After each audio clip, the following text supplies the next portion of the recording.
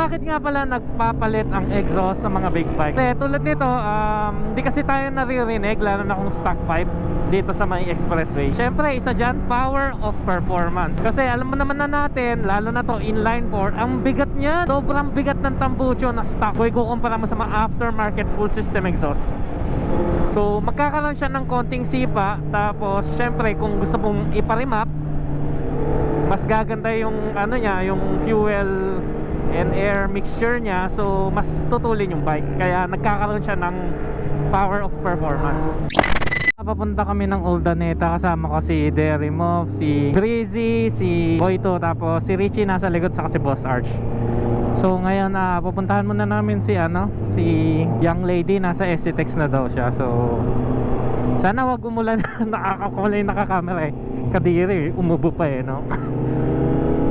Anyway, yun lang, ride safe sa amin. So ito nga pala yung gamit ko ngayon is yung bagong palit natin na Villain R9. Pakinggan natin mamaya yung quick shift. Kaya ito yung gustong gusto ko dito sa quick shifter natin 1, 2, 3, go.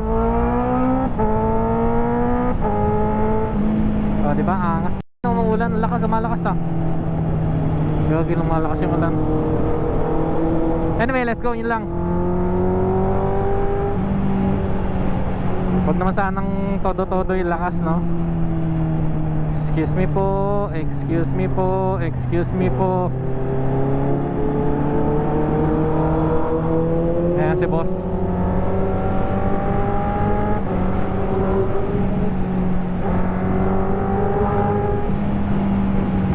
Malakas yung ulan. Ay, yung astig nung wax natin yan. Si Breezy nandun sa gilid. Ayoko kasi dyan ang daming maraming dyan, bato-bato. Kaya dito lang tayo. Saka ang dami kasing truck din dyan sa gilid. O diba, lalakas.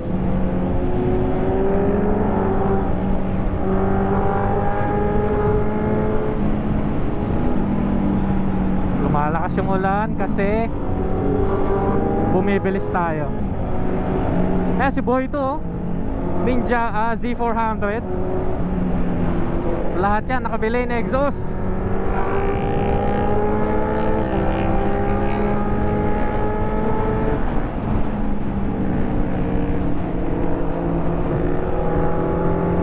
Dito lang tayo sa kaliwa.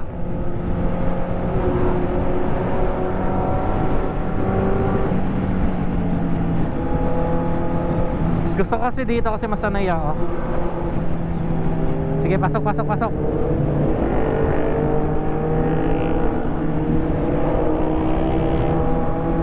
Gaantay na si Ashley sa baba. So bakit nga pala nagpapalit ang exhaust sa mga big bike? Ay, si Derimov nasa gilid. Kasi tulad nito, hindi kasi tayo naririnig, lalo na kung stock pipe dito sa may expressway. Hindi ka naririnig talaga ng mga sasakyan, kaya at least di ba, additional, hindi naman siya visibility pero parang nandun na rin.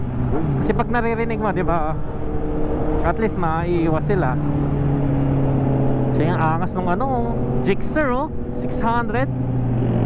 Hey, panis. Ngayon si Richie na lang hindi nahanap na, hanggang ngayon wala pa.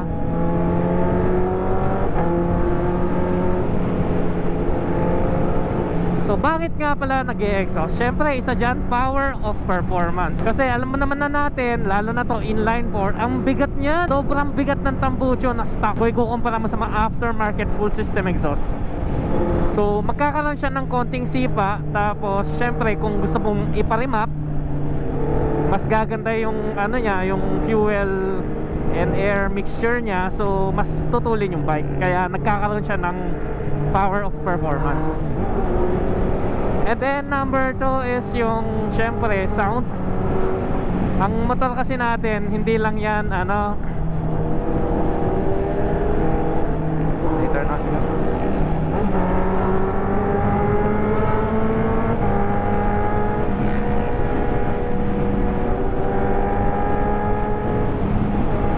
Gagi, boss, si Richie hindi na wala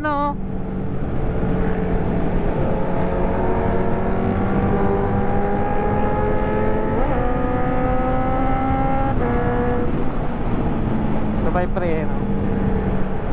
Eh, angas na lang pag sports bike eh, no?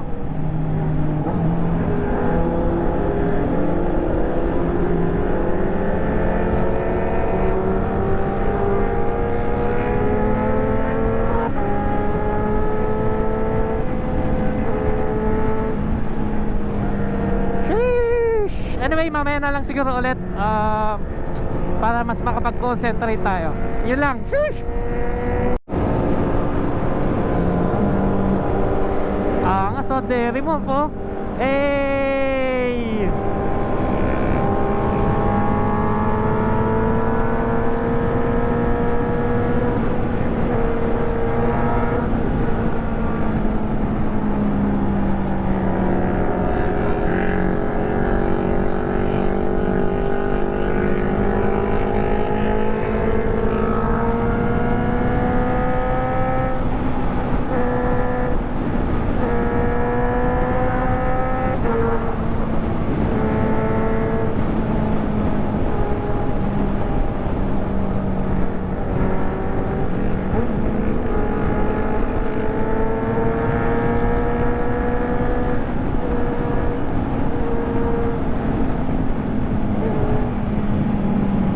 Salamin.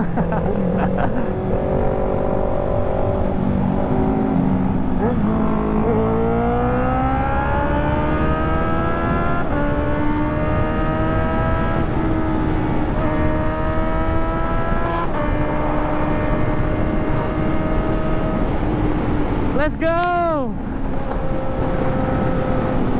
Grabe, sarap talagang tunog ng ano, inline 4 na Glen R11, R9.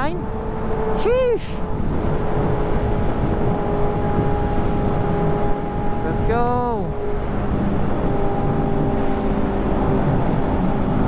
Z9 Han. Let's go!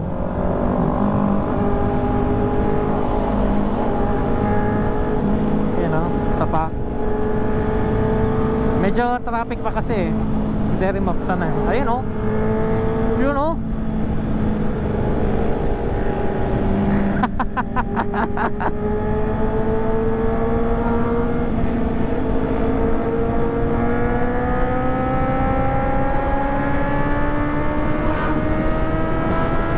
Tayo sa gilid. Oh. Sarap talaga ng mga flyby.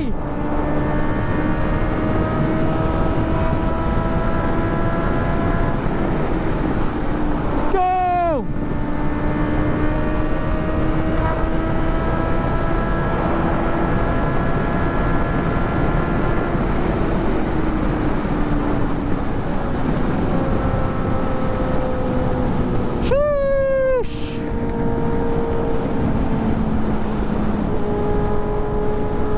Mahiwagang salamin. Ayun na.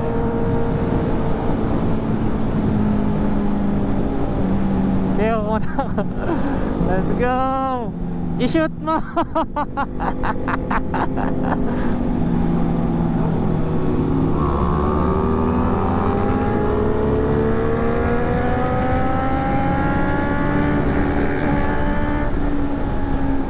Sheesh, may bus.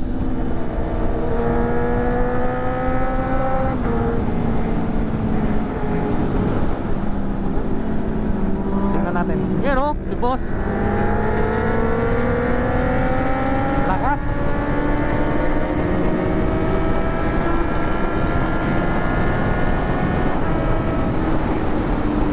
Let's go. Mangas. Sheesh. So anyway, mamaya na lang ulit. And ganda oh. So dito, hindi ko alam kung anong ginagawa nila. Parang nilalagyan nila ng daanan yung gitna. Siguro para ano na, dire-diretso na no? At least additional one lane siguro no? Pero tignan na lang natin in the near future. Kasi ngayon na lang ulit tayo dumaan dito sa NLEX. Ang ride natin na ganito. Syempre kasama yung 01. Let's go!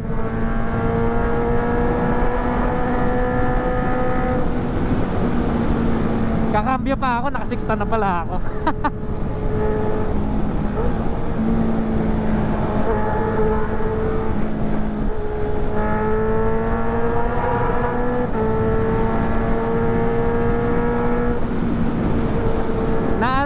Richie wala eh.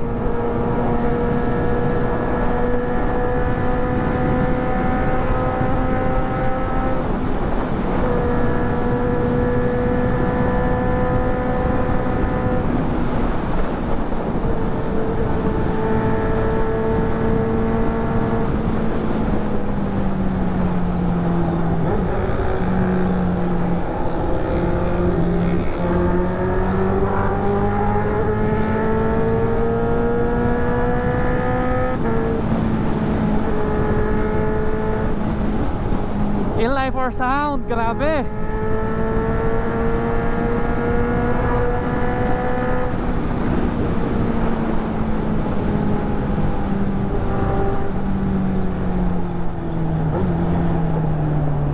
Negative, dun tayo sa kabila.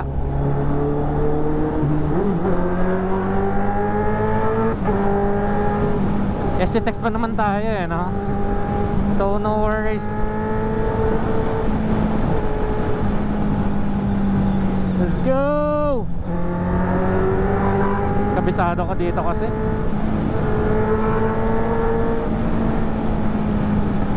O diba? Dito din sila dumaan. Ayan o, si Derry.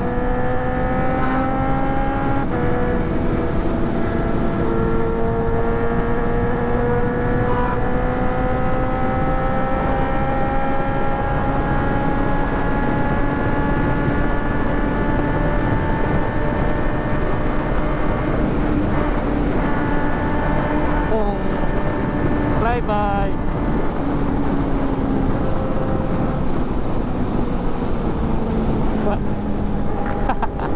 Tumalon ang puta.